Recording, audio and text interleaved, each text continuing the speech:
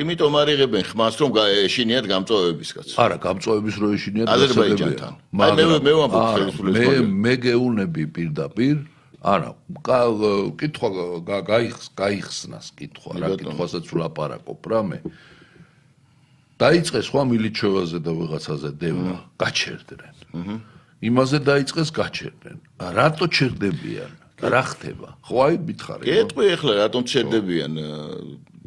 ამას ხო ვერ იტყვის ახლა ხელისუფალი, რატომ ჩერდებიან? იმიტომ ჩერდებიან, რომ არსებობს პადუცემული მიხეილისა და იმის ახლა რა ქვია, პადუცემული იმის აზერბაიჯანის ხელისუფლების შეთანხმება. ხომ გვახსოვს, კაცო, ეს ხომ დოკუმენტირებული არქივი არსებობს. ვიდეო 1000-ჯერ აქვს ნანახი. არ გვახსოვს მიშა რო გამოვიდა და სიმაღლეები გადავეცითო? სტრატეგიულ მნიშვნელობას ატარებდა და გადავეცით სიმაღლეებიო. სააკაშვილმა ღია ეთერში თქვა ეს. ხო თქვა? რის შემდეგ თქვა? რის საფასურად თქვა? ესეც ხო გასაგებია, იყო შეთანხმება.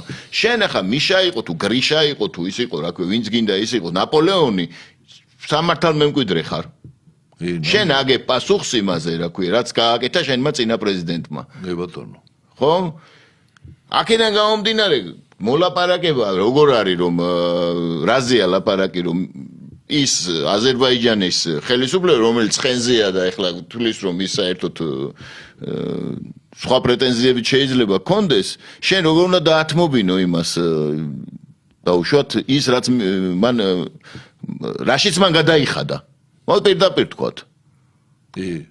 და რა თქვა რომ გადაიხადა და ფული გაგაღებული და რაღაცა ესეთები თუ დაუწყო ახლა ლაპარაკი იმას როგორ გონია ვინ მოიგებს ამ ლაპარაკს ეს ელემენტარულია ხო ეს ორჯერ 2 არის 4 და რატომ ვერ ლაპარაკობს საქართველოს ხელისუფლება ესეც ხო გასაგებია ვერ ლაპარაკებს ამას ეს შეუძლებელია ეს ხელისუფლება კი აღარ იქნება მაშინ საერთოდ ნუ იქნება აბსოლუტური საერთოდ არასერიოზული